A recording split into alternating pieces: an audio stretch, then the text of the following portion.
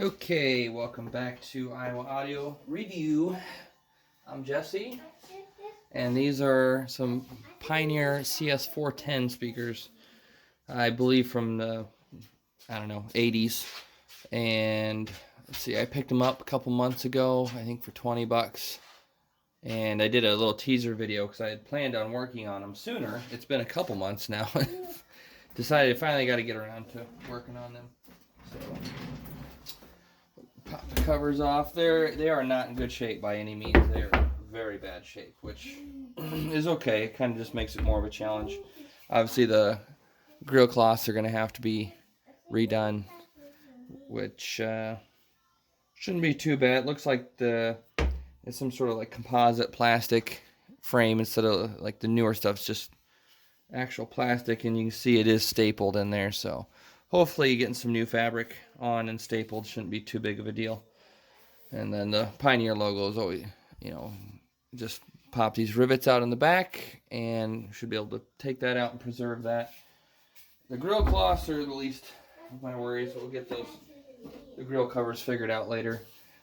This is, they originally I think would have had some sort of paper tweeter that has blown. This one, somebody stuck a, you probably can't see it on the camera, but it says Motorola right here. Some sort of plastic, really plastic, cheap Motorola horn-loaded tweeter on there. You can see it doesn't even fit the hole right. It was just whatever they could get in there, I guess, because there's this little circle right there. You can see where the original hole was.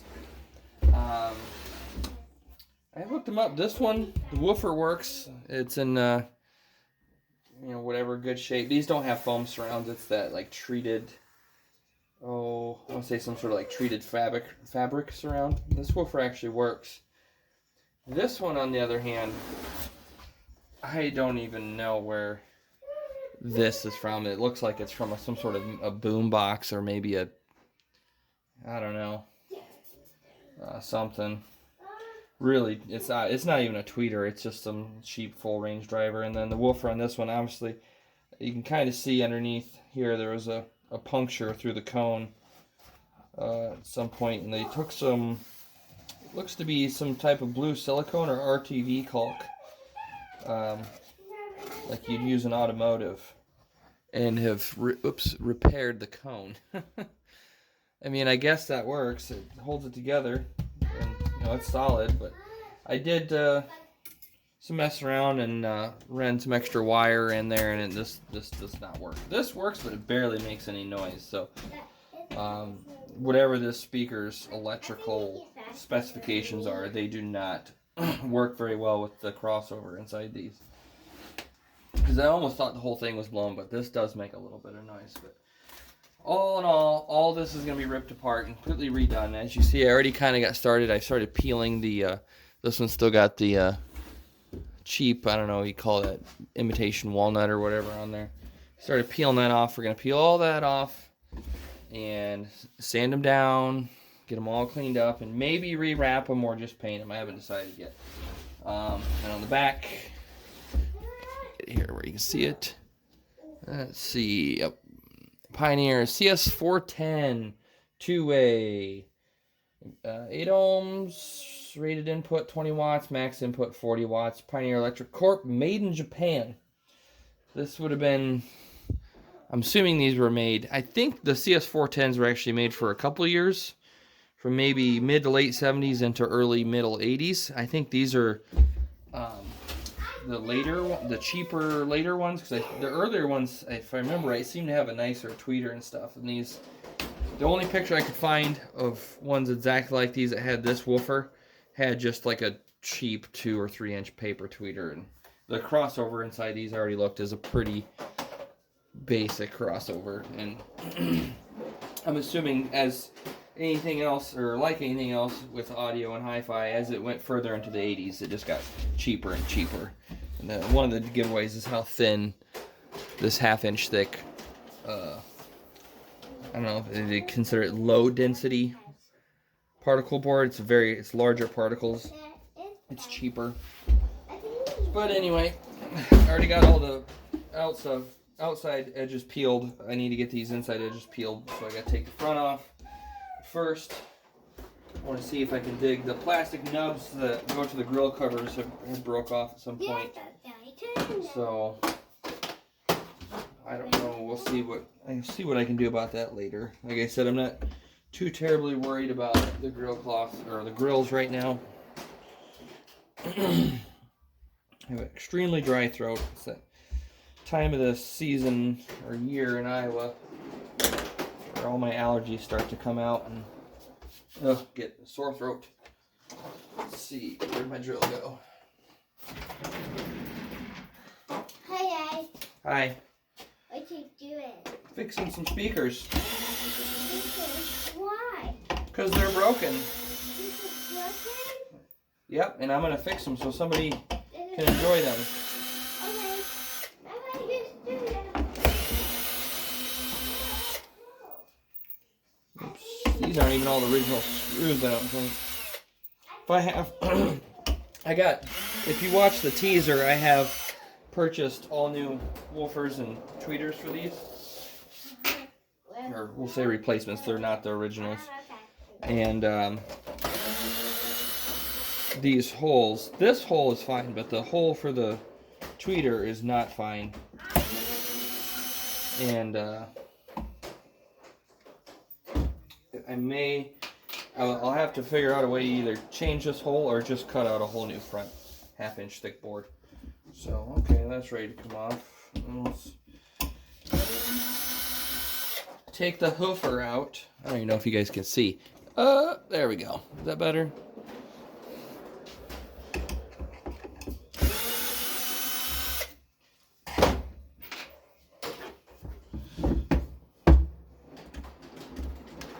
There she be.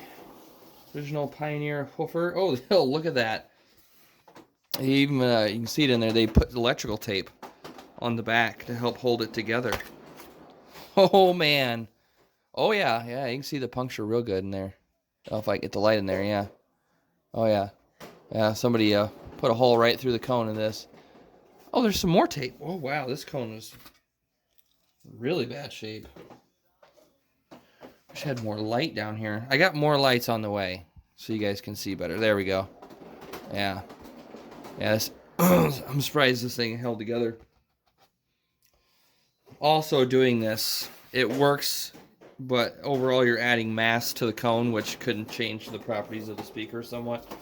Most people probably don't know that or don't even care. So, but yeah, I've hooked this one up. It don't work at all, which doesn't surprise me. These kind of speakers seem to be, I don't know, a lot of these 80s box speakers like this they got treated the same way the 80s Mustangs and Camaros. So I don't know if idiots that thought they were cool bought them and just beat the shit out of them for a couple of years and then threw them away or what. But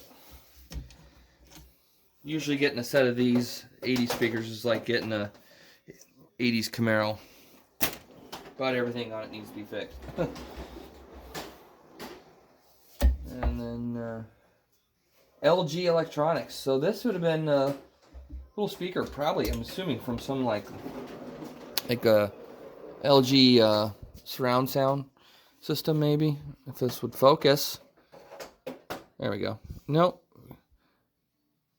Why don't you? Maybe if I do it, if I put my hand in here. There we go. Yeah, LG Electronics.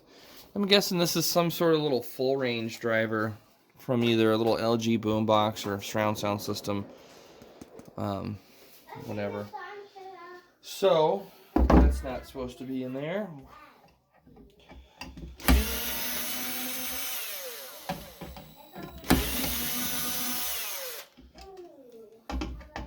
I mean, whoever, the kid that had these, probably, I mean, I'm not knocking him or whatever. He probably don't really care. He's just probably trying to make them work for whatever reason, which is fine. But I'm going to make them work really well. So, yep, this guy, garbage. And then, here we have that. Let's look at the inside here real quick. I have to keep looking back, make sure you guys can see.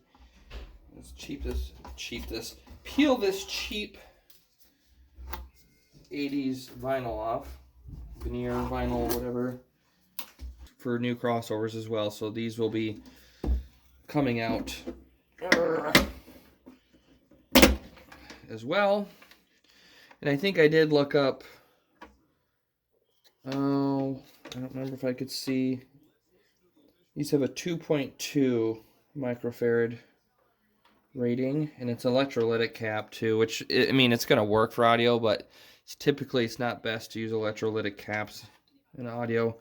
This is seems like a larger bobbin style. It's not an air core. I don't know if it'd be considered a bobbin style like iron core inductor. It works, but like I said, we're gonna upgrade that. Let's see if I can. Where'd my phone go? Oh. Yeah, I think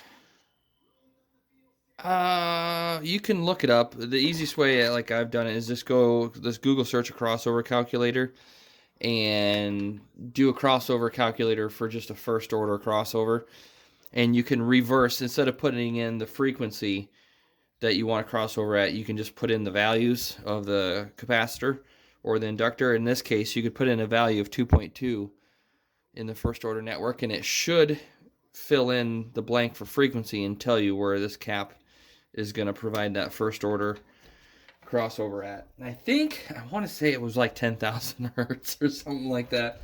It was way above what the woofer should have been doing. So I don't know exactly what Pioneer was trying to achieve with that capacitor. I'll check it out later. I don't have any way to look it up at the moment. So yeah, that easy. Box is empty. Now, you know,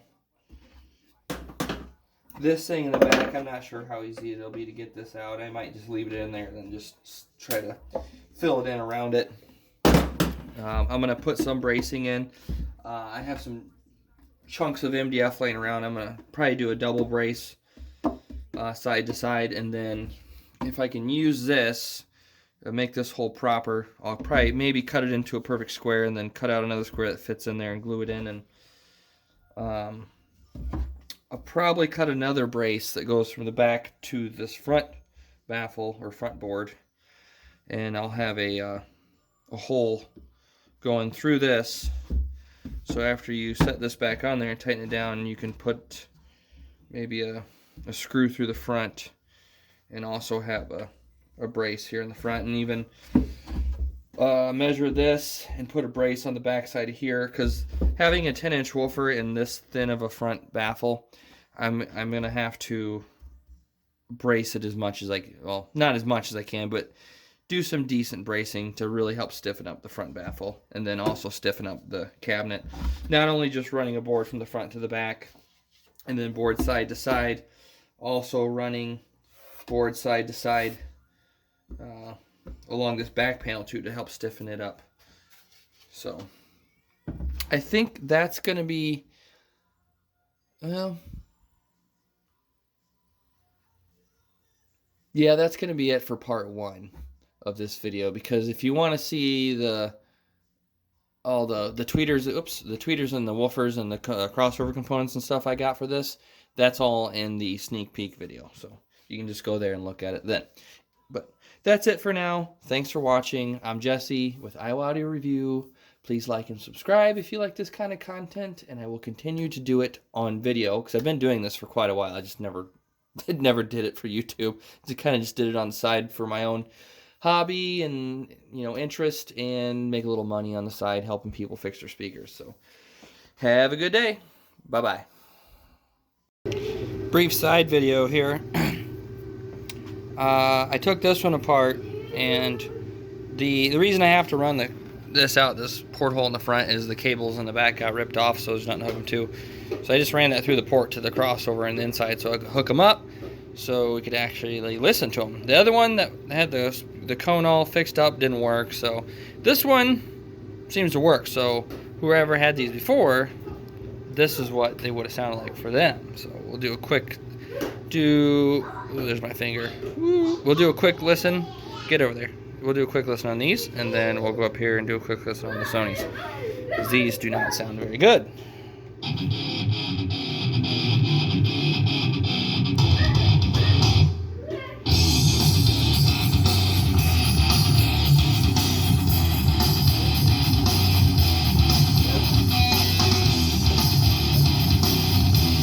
I can turn the bass boost on. I'm just using just a standard Sony 2-channel receiver and my cheap Magnavox CD player. Let's see, turn the bass boost on here.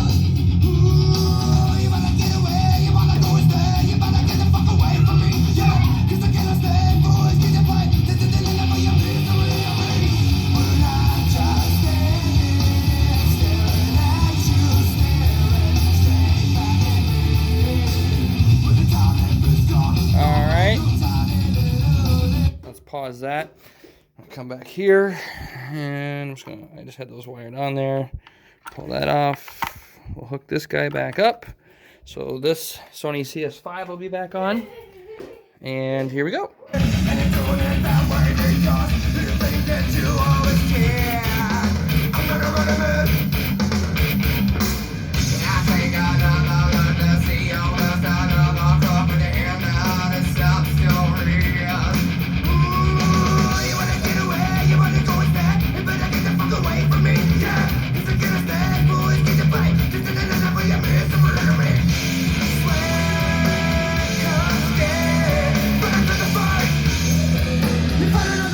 Alright, that's all I was going to do. Just, I'm sure even though I'm doing this with my phone, I'm sure you can hear the difference. These just sound terrible. And it's not just that they put this really cheap plastic horn in here. I mean, that doesn't sound very good either, but yeah, a lot of it's the crossover. This 10-inch woofer's running way too high. So, we're going to fix all that. So, back to my main video.